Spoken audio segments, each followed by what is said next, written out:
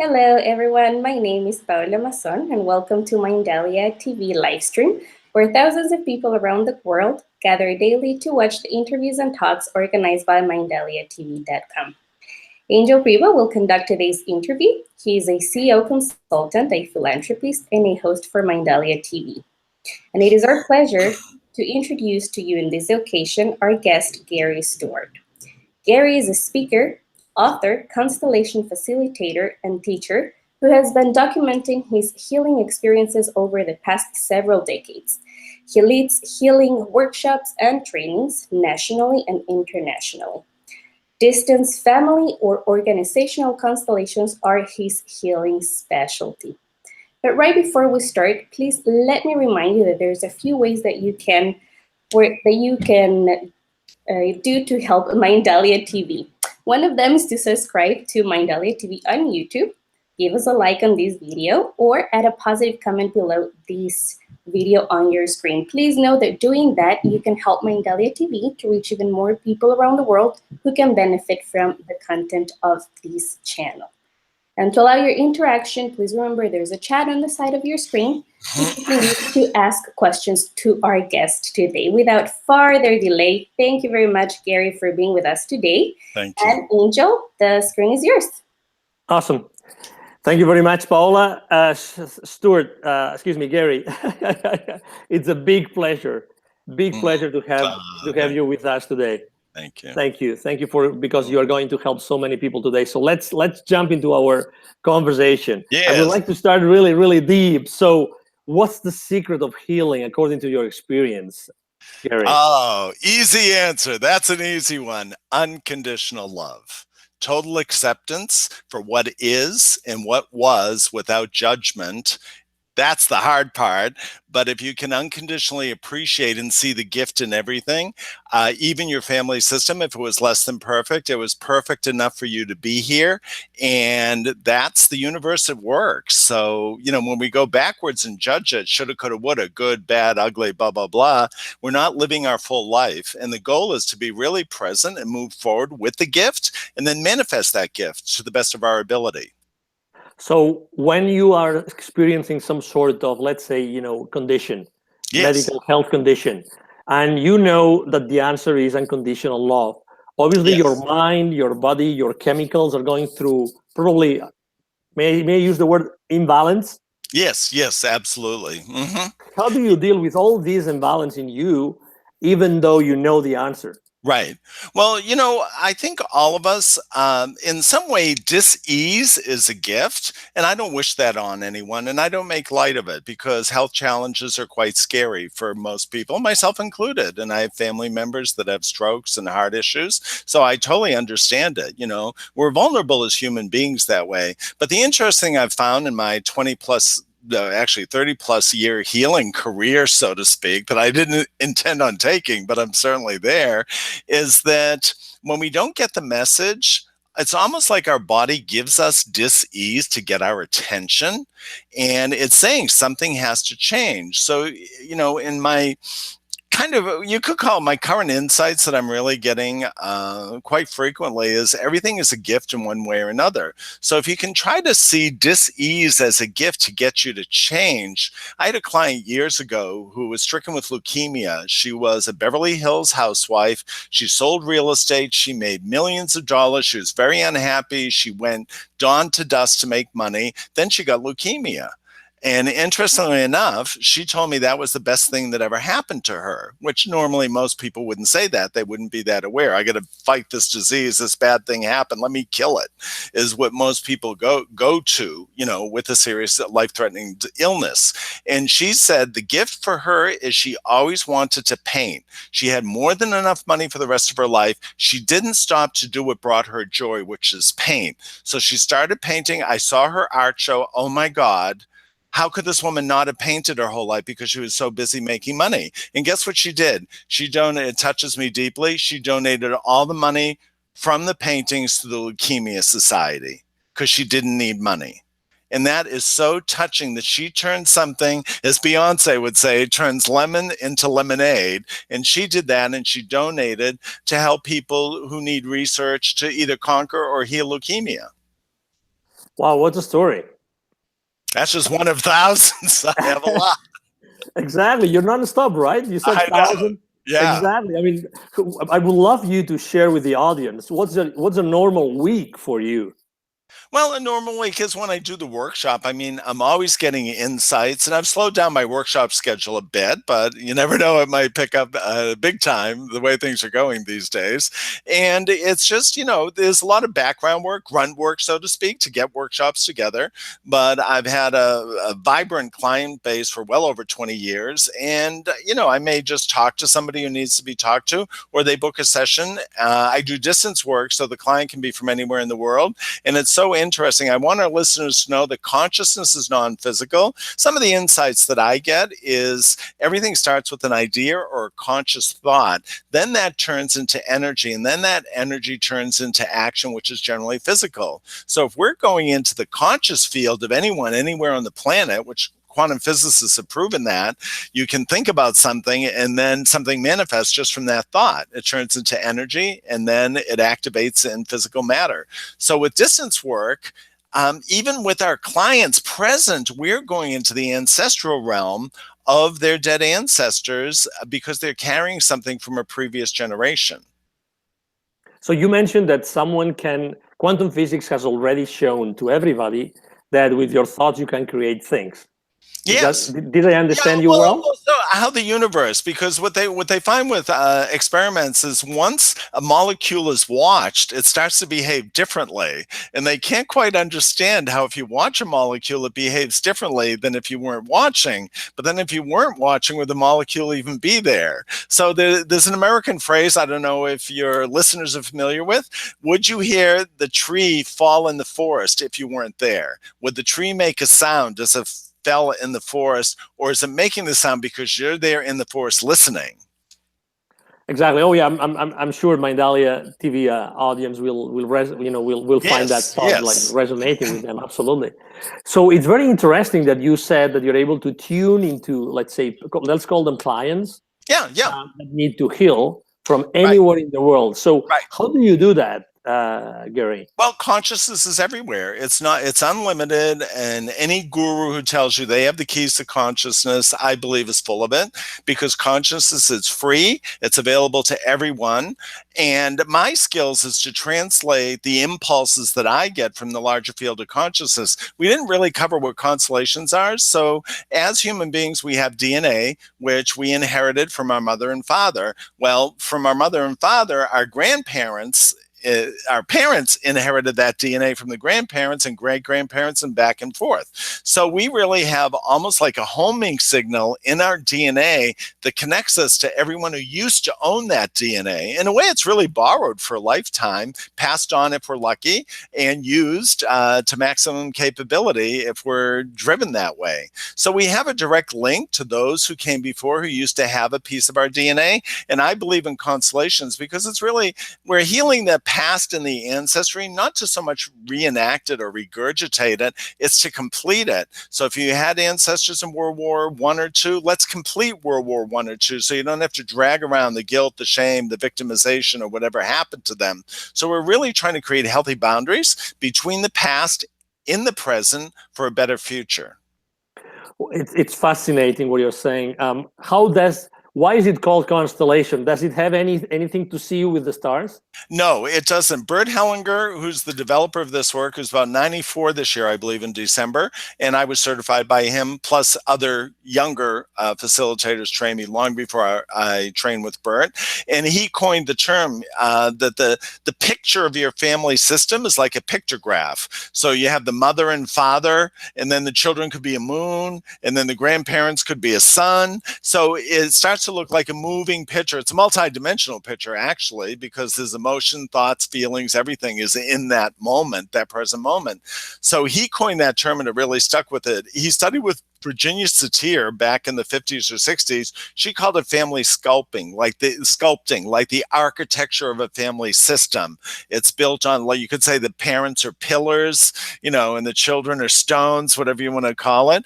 And so he coined that term, and it really stuck to the modality. So if you look up in the sky, those of us who know a little bit about astronomy, you'll see a bunch of stars that look like a scorpion. Well, that's Scorpio. If it looks like a bear, that's the Big Dipper. If it looks like a woman laying down, that's Cassiopeia. So the stars create an image. So we see in our family system, the way people are positioned, it starts to create informational images to what's really going on in the family system. That's hidden. It shows what's hidden, which is what I find most intriguing. What's not shown is, to me, more intriguing and more healing than what's seen. How did you develop this gift, Gary? Well, I think we're born with intuitive sense. Actually, if you really look at it, my skill set from doing it, of course, is very sharp and professional and all that. But if you look, everyone alive is born intuitive and empathic. Now, it's like a muscle. If you don't flex it or use it, it's not going to be developed. So like you go to the gym to work on your pecs or your lats or whatever, same thing with that. So we're all intuitive. Some people call it spiritual. Some religious people don't like the word spiritual. You can call it religious, spiritual, consciousness, whatever you want to call it. It's an empathy. And for any listener who disputes that, go by a tragic car accident and see if you feel nauseous in your stomach. You didn't have the accident, but you're looking at a bloody accident. You feel sick inside. That's empathy. That's intuition. Like, wow, I'm glad I left 5 minutes late today. On the way to my destination, there was a fatal. That could have been me if I left 5 minutes earlier. There's your intuition right there that was guiding you unconsciously. And there's your empathy when you see that tragic accident in front of you. You mentioned before, if I understood you well, that you actually ended up doing this, maybe not with all your intent. Is that right? Did I understand you well? What do you mean by intent? When you started. Oh, well, actually, yeah. I started as a massage therapist, and I was getting all these messages to tell my clients, and I'm there, okay, I didn't have the language or wisdom that I have now, but I knew something was guiding me. And if I look when I was doing, LSD back in the 1960s, and all these deep emotional things were healing and coming up. So in a way, you're being guided. We're all being guided by some invisible force, whether it's our ancestral lineage, our subconscious mindset, our family system. We're always being guided by something or drawn to something for some unknown reason. We don't even understand. We're just attracted to either, to read a book or to have a physical experience, ride a horse, whatever. We don't know what causes that desire. So in everyone's life. So when I was doing massage, I would get all these, you got to tell this person that, you got to tell this person that. I say, okay. It always had to be positive, though. I never wanted to scare anyone when they're relaxing. And the people were actually quite shocked at the information that I was guided to give them. And I knew, well, I'm tuned into something here that most people don't see. And then when I discovered Constellation, shortly after I became a massage therapist, I was there, I'm tapping into their ancestral field while I'm touching their body. And their body or subconscious mindset or ancestors are giving me the information that they want relayed, very much like a medium or a psychic, to the client receiving the massage. May I ask you to briefly describe how a family constellation would work? Sure. If you were doing it right now to someone? Yeah, absolutely. Well, generally, the client will fill out a questionnaire about their family history, so I know what tragedies or trauma. The very first thing at the top of the questionnaire is their goal. What do they want to achieve? So I try to tell people, don't just say, I want less trauma, or I'm tired of being broke. Those are actually negative on negatives. So we say, I want unlimited wealth with grace and ease. Set a real, I call it an umbrella request that covers everything in the most positive way so that you can make your dreams come true, because life is too short not to. And we have them do that. Then I go into the painful history about their birth order. A lot of things people don't realize mean a lot. If your mother had a miscarriage or abortion before or after you, 9 out of 10 times that person will have health or economic problems their entire life. So I know this from my wisdom of doing it. The average person doesn't even think it's an issue. And then sure as rain in the constellation, boom, it shows up instantly. That's the major issue that's creating the life problem that they're seeking constellations for. And okay, so you ask those questions, you start thinking in your Yes. mind, you start tuning onto those Yes. relationships and those events in the life of that particular person. Yeah. And then what comes next? Well, the beauty of it, I prefer to do in a group workshop. So that client sitting with me would pick a woman or man in the audience to represent them in their totally healed state. So they just touch them and ask them if they'd serve them by showing them what's in their subconscious mind, you could say. And then all of a sudden, that rep, we call them a rep for the client, a rep for the mother. The mother's not actually there. The client is sitting with me watching the rep process and share information that's coming through their body in an intuitive, empathic way. And it's very subtle and very powerful. And I can tell, because I've been doing it so long, what the real issue is. I look for what's unseen and unspoken as much as I listen to what is spoken and what is seen, also how the client reacts to it as well. Is this information written somewhere that you are reading it? The information about the family history is written. Okay. But I just was doing a process Saturday within 5 minutes of the constellation. So we're working on what did the client? Oh, the client had some physical issues that she wanted resolved. And then she sent me a 2-page questionnaire. And then at the end of it, I say, was there anything, blah, blah, blah. There was abuse. She didn't elaborate at all. Within 5 minutes of starting the constellation with 2 or 3 people in the room. So she picked a rep for her, a rep for her mother, a rep for her father. We had 3 people standing there. And I looked at her and I said, this is all about incest. I said, was there sexual abuse in your family? It's all over the place here. I just felt it. And she said, yeah. I said, why didn't you write that down? Why didn't you let me know? That's really a severe thing to leave out. And I says, this field of consciousness doesn't lie. It gives me the truth on a silver platter. And that truth isn't for me to be better than them or judge the family because there was sexual abuse. It's to help the client resolve their problem. And the big stickler in the whole thing is she was a silent victim of sexual abuse by her older brother since she was 3 years old. Wow. Imagine she didn't write that down. 3 years old to 12 years old, abused every day. And here's the kicker. That brother slept every night with the grandfather. And they didn't think anything was the matter with that. And then he gets up out of bed and starts sexually abusing his young sister. And that was normal in the family. And I said, do you think that's really normal? I said, obviously. And of course, the person who represented the brother, who doesn't know the client's last name or anything about the family, said his rear end was itchy. Wow. Meaning he was penetrated by the grandfather as a young boy, sleeping with him every night for 5 or 7 years, then sexually abusing other siblings after he was abused, ironically, by the grandparents. So I said, it's all over your family history here. That's where we're going to go. That's going to solve your issue. It's hidden. She thought she could hide it from me, but the field showed us within under 3 minutes. And it's happened other time. I've worked with people of color, and I don't always assume because someone has color, black or dark black, tan, beige, whatever, that there was slavery in their ancestral system. Within 5 minutes, I said, we got to deal with slavery here. And I said, you didn't write that down. Well, I didn't think it was important because it was 200 years ago. I said, well, within 2 minutes of starting your constellation, it's like screaming at me to be dealt with. So we're going to go there.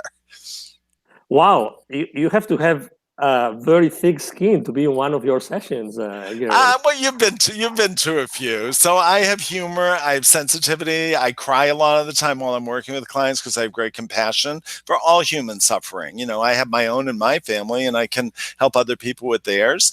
And it's for the highest good of everyone. When we can learn why that was created, why that suffering was the best they could do to make other people suffer, their children or other family members, then we're going to understand humanity better. We're going to have empathy. What I try to teach people is that anyone who victimized somebody was a victim first. They're trying to get away from the sense of powerlessness. And ironically, these people became your grandfather, your great-grandfather, so you wouldn't be here without them. So life kind of has other plans that aren't necessarily following morality. Oh, that's so true.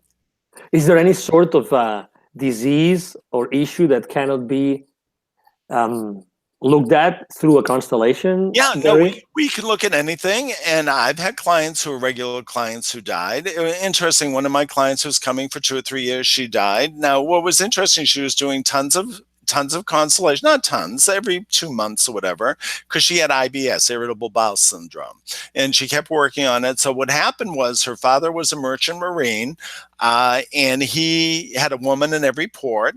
And when he came home for that 1 week or 2 weeks, sure, they'd have another baby, but he was off with many women in other ports, and the wife knew it. So all they would do is scream and fight when he was home for that week. Then, of course, they'd probably have makeup sex, and she'd get pregnant again. Boom, there's the 6 kids, and he's never home.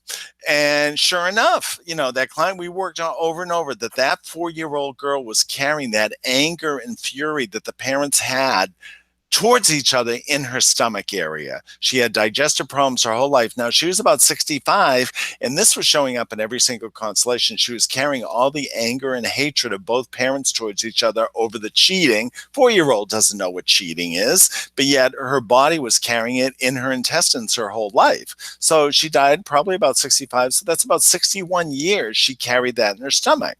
And then she finally went to a doctor. She said, "Oh, this is just getting worse and worse." And they said, "You have colon cancer. You don't have IBS."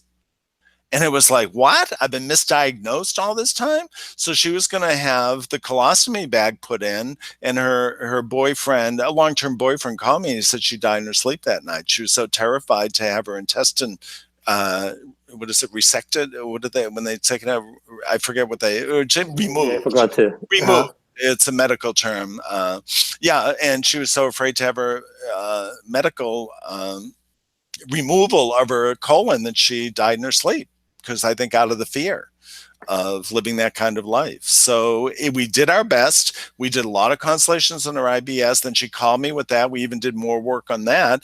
And one thing I want to state, even though, I'm pretty good at what I do, I'm not bigger than life, and I'm not bigger than death. So I always take the humble route. Those forces are much bigger than me. I'm lucky to be alive. I'm lucky to have the skills I have, but life and death call the shots, and they're much bigger than me, and they really have to be respected. Even disease and death has its own brilliance. It may sound like an odd thing to say, but it has its own way of creating change. Sometimes someone's knocking on the door. You better wake up or you're not going to be here. So change now. So you could say disease is just knocking at your door to make some drastic changes fast, whether it's diet, whether it's this. And, I've had people who have emphysema. They're not going to stop smoking. So are they surprised that death is knocking at their door when they would rather smoke with emphysema? Sure. Well, they're inviting death unconsciously, which is fine. It's their lifetime to choose and do what they want. But then they shouldn't exactly be surprised when, oh my God, I can't breathe anymore. Oh my God, this is terrible. I need an oxygen mask. Well, you made a choice to not quit smoking when the doctor told you you're going to get a disease of lung cancer or emphysema. So if you look at that, they would rather not change. Well, look, and the disease will put in your face, change to live or change to die. And so we're left with those choices, but it's our life to live. And I respect that with everyone, even if they don't want to heal. They may say they want to heal, but when push comes to shove, they may be in more resistance because they refuse to change, which I love them unconditionally for that. I'm not them. It's their soul mission. It's their spiritual journey. It's their life journey. I'm here to support it as much as they'll let me support it. And I still wish them the best, even if they don't like what came out. We're hearing to a lot of very serious, let's say, conditions and very dramatic situations. Family histories that absolutely you have been gone through. So let me change a little bit. Let's say let's turn the omelet to the other side. Okay, so have you been experiencing real fun, humor throughout the constellation? Something like you said, "Oh my God, this is so much fun." And you were able to share it. Is that possible through a constellation? Oh yeah, it definitely is. You have to be careful with humor because you never want someone to feel disrespected. So I'm a pretty lighthearted person, and you have to be when you see that much trauma. And I might say something lighthearted if there's real dark, heavy energy. Just like I didn't expect to work with the Addams family tonight. You know what I mean? And I might make an offhanded joke, but it breaks the tension in the room. And a lot of family systems, because of the trauma, forgot forgot that laughter and joy is an option. They're so addicted to trauma, they forgot that we didn't incarnate just to be miserable or less miserable. Everyone, I believe, if you look at a baby, it incarnates to be happy. It incarnates to have joy. It incarnates so people will kiss it, love it, touch it, hug it. That's why we come here. But then the baby soon finds out, oh, they don't like me. Oh, they're unhappy. Oh, mommy's not touching me. Oh, then here's a newborn that gets depressed because it's ignored. It didn't come in for that, but sure enough, it's at the effect of the atmosphere of the family system, which can be less than pleasurable. Wow, you mentioned addiction. Are we talking about the chemical addiction? What sort of addiction? Well, I was talking in reference to the baby, that if it's born into an unhappy family, you could say it gets addicted to misery. Then you wonder why, as a teenager, that child does drugs. Well, you didn't let it have its joy, its nurturing, everything it needed in the formative years. Then you wonder why they're seeking to get high. And I never judge drug abusers. And I want to tell our audience something that no one kind of thinks like this. Everyone, oh, drugs are bad, this is bad, which is true. It can hurt you.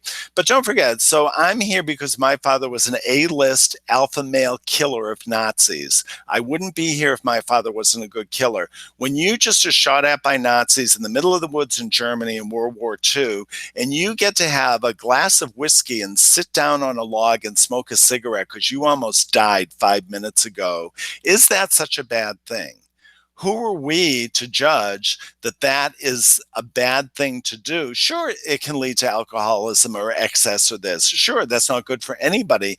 But when we demonize the substance without the context of why the substance was taken, then it's easy to judge people. Oh, they're an alcoholic, this, that. Wow, what pain do they have that's that bad that they have to inebriate themselves to get away from it? Wow, what a story. And it's actually common. When I go to a bar and I see everyone drinking, I'm wondering if they're little babies who didn't get nourished with warm milk, and the fire and the alcohol is warming their stomachs as though they were newborn babies getting breastfed milk that makes them feel content, happy, and nurtured. And that might be a cofactor in alcoholism. They were unnurtured babies, and they're seeking the warm fluid. Of course, alcohol warms your throat and stomach, much like milk would for an infant. So I always look at the deeper connection to stuff, not just blaming people on the surface. What creates it in the first place? And can we connect with people without them willingly to be on a constellation?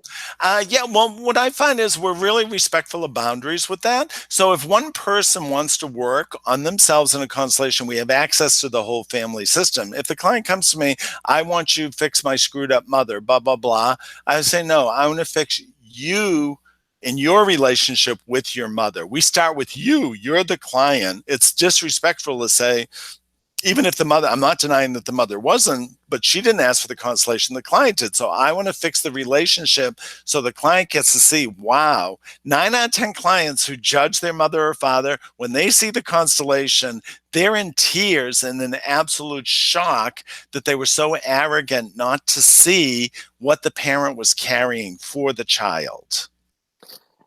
If the population in general knew what you know, Gary, yeah, what do you think they would be changing like immediately today? What can they do to have a better life? I think just having love in their hearts. So many people in America with our current administration, everyone's walking around so hateful and so stressed out.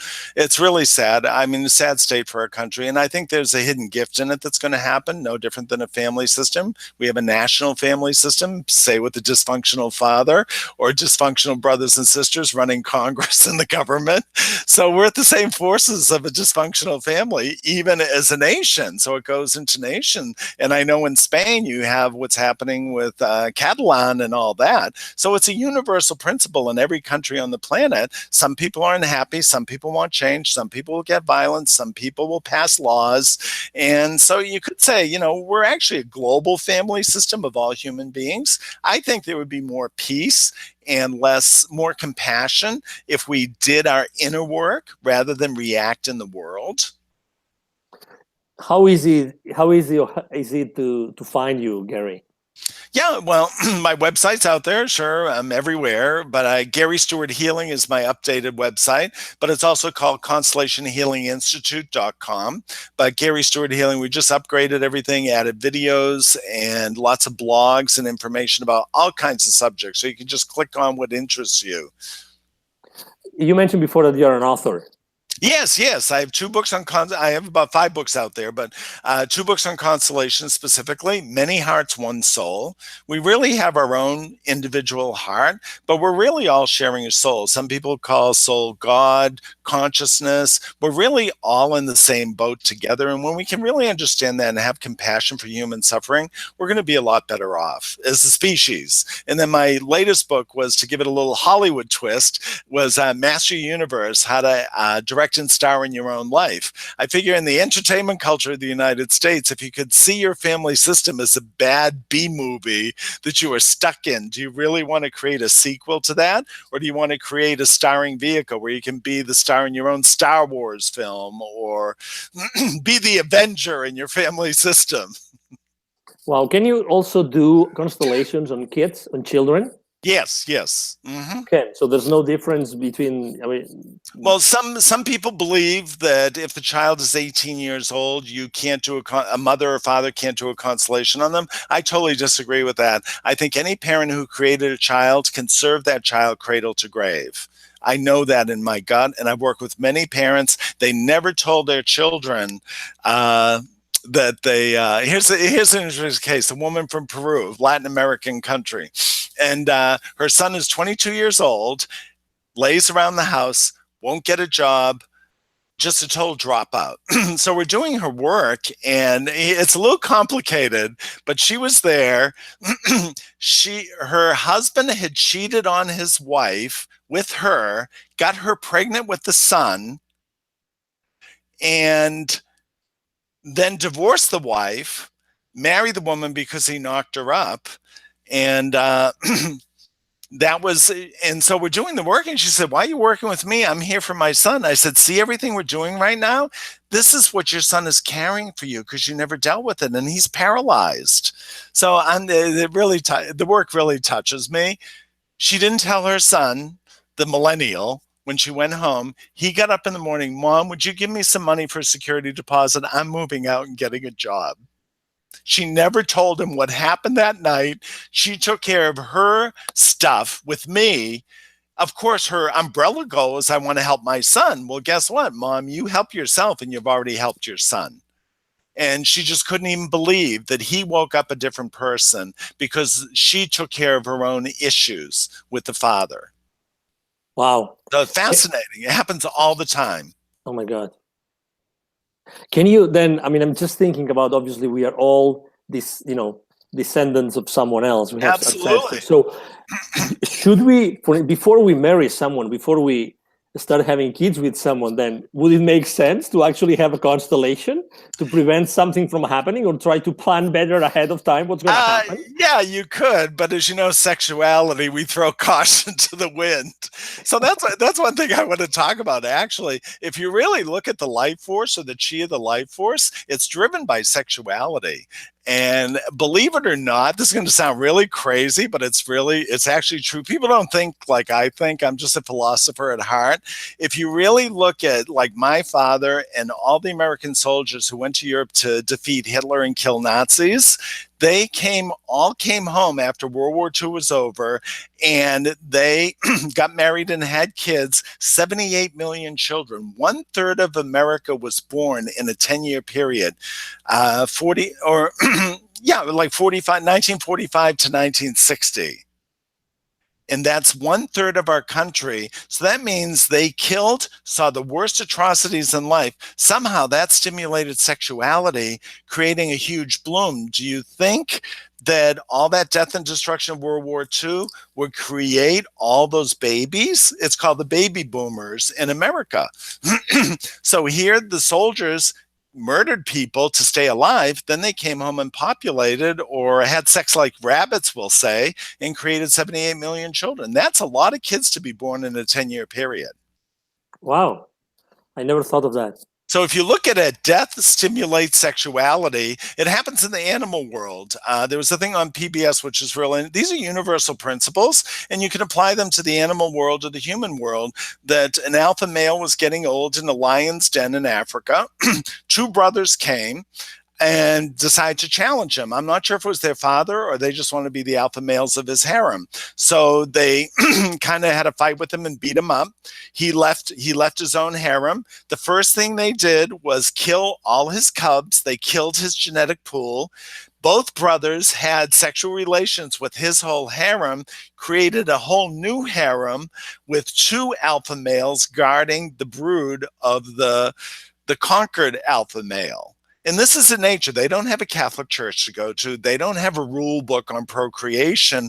They instinctually created a new family system with new genetics from the same harem as the older alpha male who wasn't able to be an alpha male anymore. So it goes for humans as it does in the animal world. Very similar processes. Do you explain some of those stories on your books, Gary? Well, some of them are live. Yeah, there's lots of stuff in the book. I'm working on a new book right now, which should be out next year if I ever can stop long enough to finish writing it. I have around 70 pages written. I have around 40, 50 pages more. It's called Healing Human History. And I've just had a chance to work on famous cases. I have about 2 or 3 clients from the Mayflower that landed in Massachusetts, where I'm from, with the Pilgrims in America. Ironically, when those clients work, they're not having success in business. And guess why? You wouldn't think 200-something years would affect you in present day, 21st century, because the Indians suffered. They're not having the success they would like because the Indians weren't successful. They paid a price for helping the Pilgrims. Now, 200 years later, those people on the Mayflower are having economic issues because those Indians, in a way, the Indians haven't been avenged, that they gained a foothold in America because someone suffered greatly. We find there's almost a karmic balance of any generation that creates suffering. Generally, the suffering will befall their children. I mean, that's in the Bible as well. And the sins of the father will fall on the sons. For 7 generations. Native Americans said the same thing. Whatever you do today will affect 7 generations backwards and forwards, and constellations are like that. We're affecting 7 generations forward and backwards. That's how we're in the realm of the dead, to help the client who's working right now, which will help her children and their children, because that issue will be finally complete. You mentioned before that countries also have like their own lineage or history. Yes, yeah. Awesome. So could we actually heal a country? Well, it's to heal the individual. So when you can heal an individual and you're learning about the country, what would it take to heal America right now? A miracle? Anyway, but the thing is, when you heal each individual, you are healing the nation. Like I've had the opportunity, being a white facilitator, to work with people of color, because Los Angeles is very multicultural, so I've worked with Koreans, Japanese, Black, white, you name it. Somebody from the Amazon jungle, which is very interesting. We won't go there yet, but it's quite interesting. So I'm putting this in my book, but it's so interesting. When we heal one person in one culture, we're actually observing the whole culture. Like, here's a common one from Italy. When I work with Italy, I find there's so much guilt that people left the old country that they're almost afraid to have success in America. And it doesn't mean Italians aren't successful in America. Of course they are. But there's a subtle guilt about betraying the ancestors in the old land. Shows up more frequently in Italy than any other country. And I've worked with a lot of countries. Nice. Wonderful. Okay, so now it's time for the questions and answers. Sure. Gary, so just 1 second, please, while I'm quick. All those I'm quick on my feet. I'll have a sip of water. Absolutely. All right. So first question, do you believe karma or energetical limitations could be passed on to us from past generations through DNA? Yes, definitely. So what I find economically, if you had a grandfather who stole money, the grandchild will be broke. Sure as anything. One case I had, her father was a German industrialist. The chemical company in Germany sent him to South Africa to experiment with pesticides on the black population farming his fields. So guess what his granddaughter has? Acute immune disorder. She cannot go outside because she breathes air, she breathes anything, she collapses. Just like the black farmers being experimented on as guinea pigs from 2 generations before she was born. She's suffering greatly for what he did. And she wasn't born when that happened.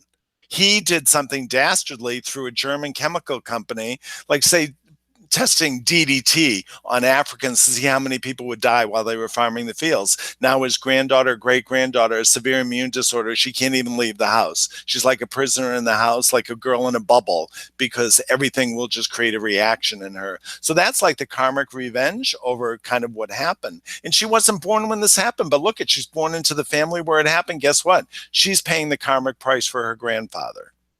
But this can be healed, right? We worked on a number of times. That's a really tough one, because don't forget, when you have that many people of color dying, being used, and this goes for any country, whether it's America with slavery, we still have a lot of karma to work with on that, and things are coming to a head, but it'd have to be a whole national thing, I think, to really heal. I mean, the only country I've seen apologize was Justin Trudeau was apologizing to the Indigenous people for what happened in Canada. We've never done that to Black people, to slaves, to the Chinese who built San Francisco. I mean, if you look at all the immigrants that came over, the Italians came to New York, the Irish came to New York, there's never really been any reconciliation with these populations. Not to mention Native American. America was founded on genocide. Wow. That's a big one. That's a big one. Exactly. 100 million Indians gone without an apology. And that can be healed. I think so. We have to be conscious of it. And I personally think that's why there's so much violence and drug use in America. It's the soul of America is really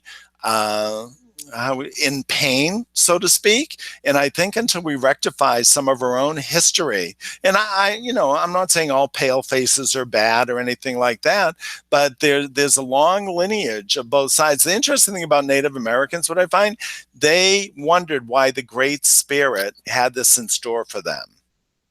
They were that tuned in, say, what does the Creator have in store for us to make this happen? So they were humble enough to see that there was a bigger lesson here. And some of the Indian teaching are as brilliant as the Dalai Lama, as brilliant as Einstein or anybody else. And they were very wise people, and we would do well to understand half of what they knew. Would be a much better place in America. Oh, wonderful. Let's go to the next question. Sure. What can you find out about your past lives through constellations? Well, I'm one of the few people who dared to be an innovator, and I developed a past life constellation. I showcased it, in 2011 at a conference. It was the most highly rated workshop of the whole conference, and about 65 people came to that conference of 300 people just to work with me doing past life constellations. I sincerely believe, being an innovator in it, a lot of people asked me about it, so I experimented with it in my group. And it works beautifully. What I feel is the life that sticks to you, because we're eternal spirits. So sure, we're part of our family system, but you don't know if we were, just anything could have happened with the millions of lifetimes we've all probably had, is that the ones where you didn't die naturally, where there was trauma involved, are the ones that seem to wreak the most havoc in our life. Interesting. Because it wasn't a natural death. Yeah. And that trauma lives on in the person's spirit who inherited a new body. Okay. Perfect. Let's go to the next one. Sure. Are there gifts that we can awake from our ancestors through family constellations? Yes. Mm-hmm. The biggest gift is appreciation. You'll never know how much they suffered so you could be here. So how dare we judge them is, and I'm not saying we can't have our opinion, grandfather was bad, he stole money, he did this and that. We don't know what they had to go through to survive. Whatever they did worked. Can we just stop and take a breath and appreciate, wow, I'm here because of what they did. How dare I judge it? Let me take the gift. and do something good with it in honor of them. Wow, that's profound. That's a follow-up question from me. Should you do that like constantly? Should you like appreciate your ancestors for what they did for you? Now, some of them, like I was a severely battered child. It took me a long way. I was beaten to a pulp by both parents. So I really just like my father, even to the point in my facilitator training. And it's taken me a long time to rectify that. But then my uncle, before my uncle died, shared what my grandfather did to him and my father as boys. And I was like, oh my God, I got off easy. So it's a matter of perspective. And I not that I liked all the violence that befell me as a child, but it's almost like trial by fire from my masculine line, which is very sad, because if that happened to my father, my grandfather did it to him, my great-grandfather did it to my grandfather, and it's this trickle down of violence every generation. So I finally made peace with it, and I see that they were all victims of the same thing for many generations. Excellent. Thank you. Next question. My sister has had several miscarriages in her life and had a really hard time getting pregnant. Could you find out the reason through constellations? What do you think it could be? Yes. Well, I'm not a fertility specialist or a gynecologist, nor do I play one on TV. But I've been in many constellations, and people have gotten pregnant, actually. Sometimes, oh God, there's so many. I don't know which one to choose. Okay, here's one. I was working with somebody who couldn't get pregnant with her husband, newly married, and we were doing the constellation, and I said, who's behind the husband with the knife? Oh, his ex-wife cursed him. He didn't want to have a baby with her, and she said, if you ever go with another woman and try to have a baby, I'm going to make sure that you never become a father because I hate you for leaving me. That curse of that woman actually affected the fertility of him and his new wife. So we did a constellation. I said, this has nothing to do with his second wife's fertility. It's him being at peace with his first wife. Shortly after that constellation, and of course the second wife, she's the one who wanted the constellation why she wasn't getting pregnant, or I think she did have one miscarriage. And she was blown away that it had nothing to do with her. It was the previous relationship. So we tried to honor that woman, and she must have been so hurt to curse him, and that he chose a different woman to have kids with than her must have hurt her so deeply. And I'm sure there were many reasons they divorced, but we wanted to honor that pain and suffering that befell her, the first wife, so that there would be room and compassion for him to go forward. And because the wife did the constellation, not the husband, she did it on her behalf to see why she wasn't getting pregnant. And sure enough, I think within 3 months she was pregnant after that experience. I don't know if she told the husband, but she could see the full conscious field that she had married into. Wow. I have to ask you this question. This doesn't come from the audience, but Mindalia TV viewers need to know that. How can you possibly remember all those stories? I mean, it's amazing, Gary. Well, they live in my heart, and there's such visceral experiences. I mean, I'm just trying to choose the top 30 or 40 for my new book, Healing Human History. And it's just, to me, it's like, I really think, incarnationally, I was supposed to be a movie director, and I ended up doing this instead, because I really have a photographic memory, and it's so visceral in me. Because I'm in tears when I'm working a lot, and I just never forget. I have a very good memory, and I don't forget the things. Now, some clients have come up to me, remember when this happened in my constellation? I said, well, you're one of 10,000. I don't quite remember it. And then somebody will come up to me and I'll say, well, whatever happened to this? They say, you remember that from 10, 12 years ago? I said, yeah. It's just interesting how I just have that kind of memory. I feel like I'm studying consciousness, and I have luckily I have a very good memory, and I remember lots of deep healing stuff has an impact on me. You bet. Absolutely. Next question. How does the constellation process work? I think that you have explained it a little bit, right? Well, I'll do a little more just for we didn't really go into it. So the thing, if you really, this is my description, other people describe it differently. Everything is about consciousness. Everything has consciousness. And when we agree to go into that field, then the information is available to us. I always honor my reps, people who show up at the workshop. Usually 15 to 25 people show up at a workshop. They get as much from being Mary's grandfather, who they don't even know Mary's last name. They get so much information. That's how I was drawn to the work. I was put in as a great Lithuanian grandfather for the client. I don't let the clients tell their goal to the room till after, but this other facilitator let them start with the goal or their problem and tell the room that. I believe it's leading the witness. They'll try to create a psychodrama or a reenactment of what they just heard. I use the blank slate thing. You know nothing about the client. You just tune into the energy and we'll fill you in with the story at the end. That's much more effective and much deeper because no one can try to play act anything. They're being real present with the energy or the source energy. It's under the problem. Excellent. Next question. What about depression? Could it be inherited from parents?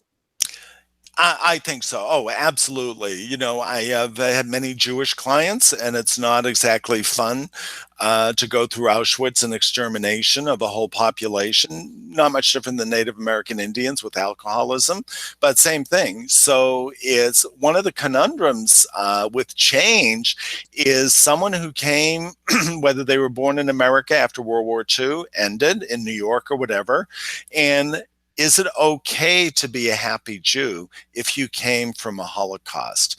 Is it acceptable, or do you feel so guilty that you have an easy life without being persecuted that happiness is not an option?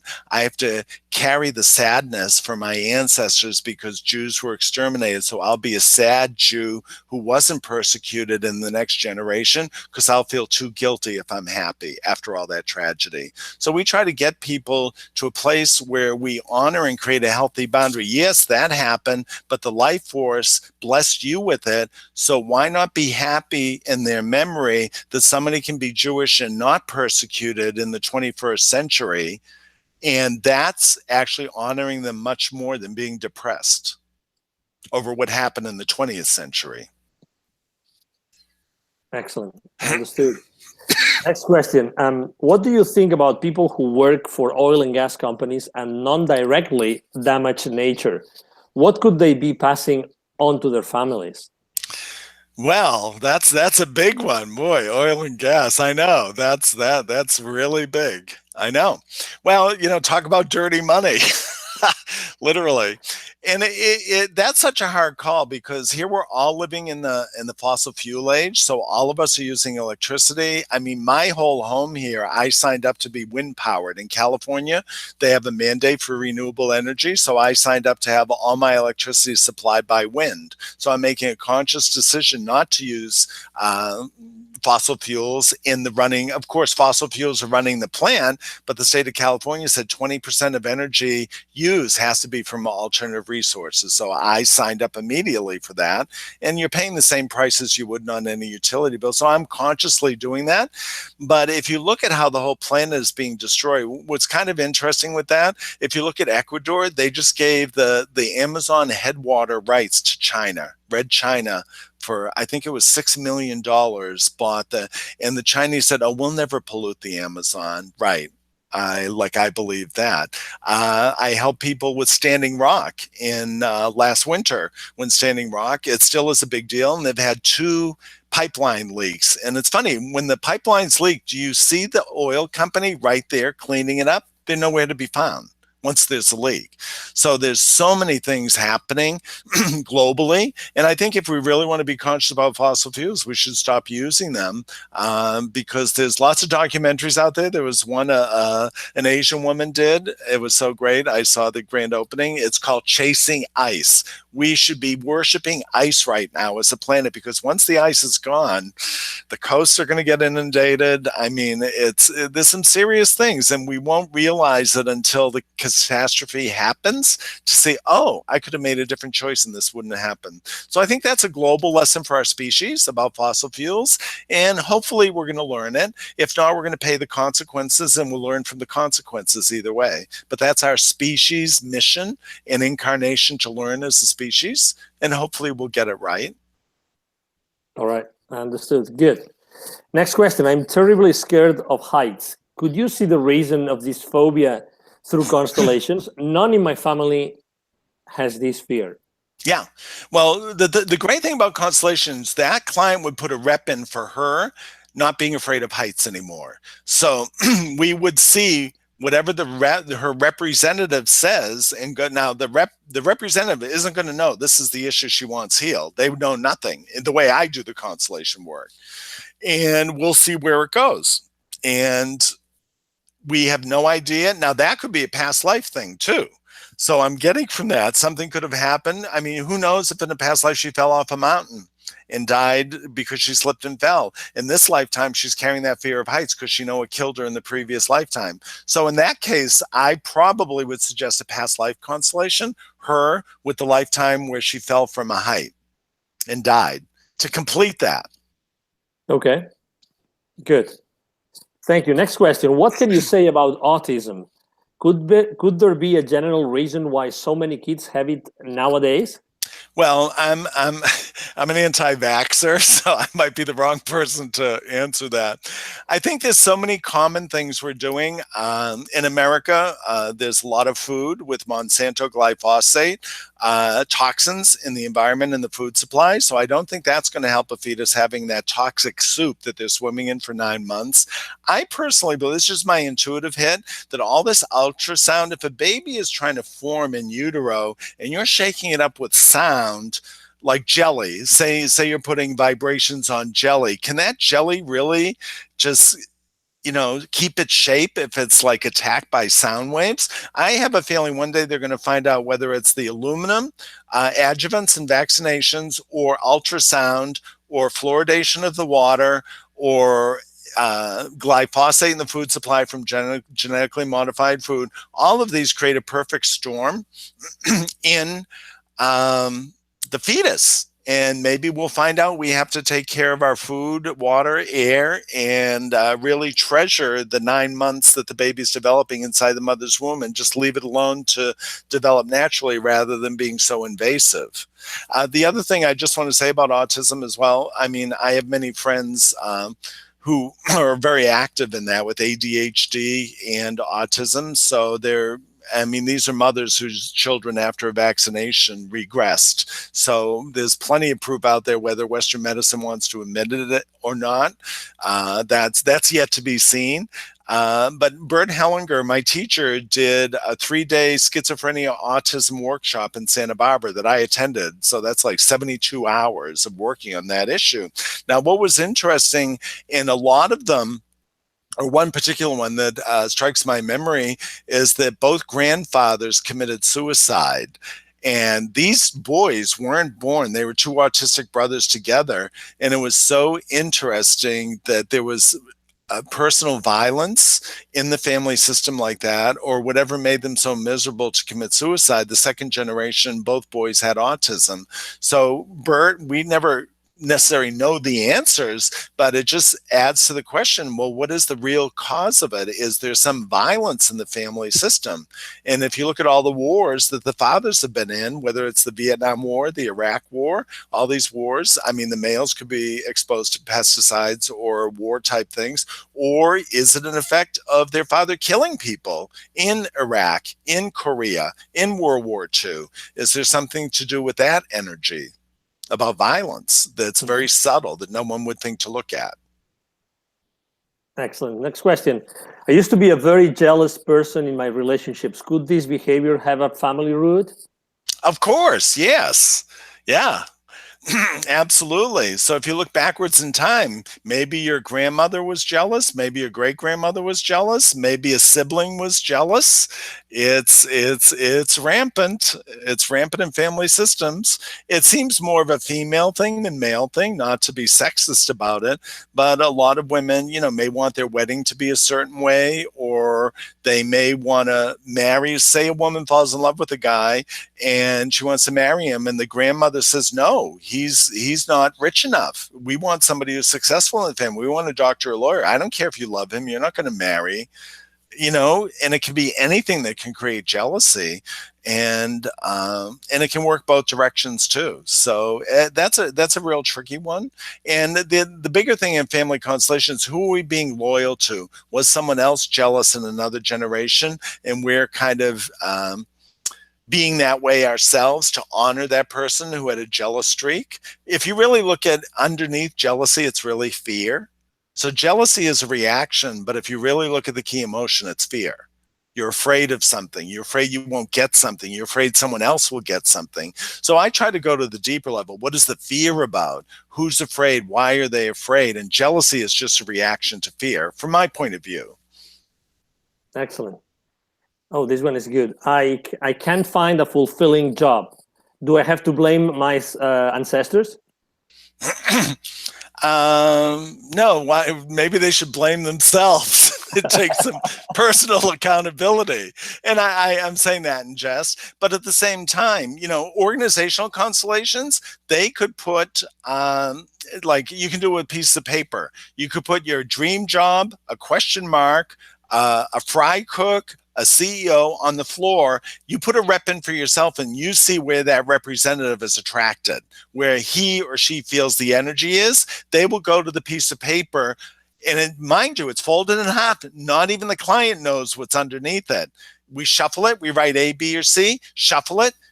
It's a double blind thing, and you will be very surprised because really that rep is in service of the soul of the client, that soul being fulfilled with employment, and you'd be very surprised at what shows up in an organizational constellation on something like that. Interesting. Good. My boyfriend's nephew was born with Down syndrome. Mm-hmm. He's very sweet and lovable little boy. Mm-hmm. What do you think the constellation's conditions could have been for them to have a kid like him? Well, I mean, my gut reaction is, why don't you appreciate who he is rather than who you think he should be? And I've known many people, some close friends of mine have Down syndrome, children with Down syndrome, and they just are in love with their children. Down syndrome almost have no animosity. They're just these sweethearts. And I've known Down's children who've died young because their hearts are beating like a parakeet very fast. They have a very high metabolism. And just in my family system, my niece was told to abort her child because they found a recessive gene for Down syndrome in him. He was born without Down syndrome. They would have exterminated my great nephew out of the fear that he could have Down syndrome when it was a recessive gene that showed up in the amniotic fluid, and he's a normal boy. So, wow, to think he would be exterminated out of fear of a genetic mutation, So, I mean, I think find the beauty and acceptance in what is, rather than my child has to be like everyone else's. I mean, if you believe in God or spirit has use for anyone in creation, then that special being, see it as the special being you've been gifted with, and then make your own adjustments around the beliefs about what society says or how you feel. And just love them as they are. Excellent. Next question. My sister has an eating disorder. Could this be cured or prevented? What would be the most common causes these disorders from the cases you know? Right. Is the eating disorder anorexia or obesity? Did they state that? No, they don't. Yeah. Well, you can look at it at many levels. This is what's great about constellations. I can make these summations right now, which are all well and good from my experience. But once you go and have a constellation, you start to see the family dynamics that led to the reaction, whether of obesity or anorexia. Sometimes with anorexia, a child is not seen or appreciated by either parents, or it tries to get their attention by either starving itself or making themselves obese. I find more often with obese people, especially women, that there's sexual abuse in the family system. They're trying to make their bodies ugly so no one will think about having sex with them. So it's a protective insulation against sexuality and incest in another generation. Now, mind you, there may not be incest in the current family, but they can be reacting to 2 or 3 generations ago when a pretty little girl was sexually abused, who happens to be the great-great-grandmother who's dead. Well, her great-great-granddaughter is going to make herself ugly so no one will touch her to protect herself, which that great-grandmother might have wished happened to her so she wouldn't have been abused. So we find that happens a lot with female obesity. Of course, there's male obesity too, that could have happened to a young boy too. That's another question that I think our audience in Mindalia TV will not, forgive me if I don't ask you, sure, Gary, which is, all this is so visceral and so intense. How can you, I mean, you mentioned compassion many times, and love, but how can you possibly cope with all those intense, human and ancestors and descendants, intense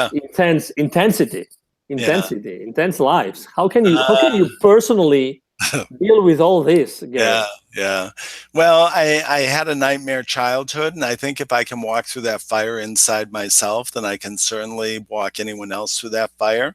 And it's not so much about forgiveness. There's a lot of forgiveness stuff out there, which isn't bad, so to speak. It's really about acceptance. It's my newer insights now is just find the gift in everything and just have that acceptance. Like, would Oprah be who she was today if she didn't have the adversarial experiences? So rather than perpetrator experience, I'm calling him adversarial. People think it's just sex with perpetrator, and it's not. Any adversarial experience. So what I try to tell people, it's like life is like weather. That dandelion outside, it can have a cold night, a hot night, a wet night, a freezing night. Should it have never been a dandelion outside in the lawn? No, it says, okay, I'll take my chances. One day it's going to be sunny and warm, and I'll be happy, shining bright and yellow. And I think the same for human beings. Somehow the adversarial forces, even if it's our own family, make us stronger. And I always joke, in my lectures, and said I had 2 choices. I could become a serial killer with that adversarial stimuli, or a saint. So I choose sainthood and to be of service to humanity. And I have a big heart. I love our species. I feel like I was sent here to help, and I'm going to do the best of my ability to do that out of love and compassion for cave people. Okay, excellent. Another question. How can we discover what we are carrying in ourselves from previous generations without doing a constellation work? Well, you can take some personal inventory, and when you look at your family tree, I'd never try to change people's belief about their family system or their family tree. It is what it is. It is what's written down or spoken about. But when you do a constellation, you see the invisible stuff that everyone's reacting to, that's unseen, the unseen history.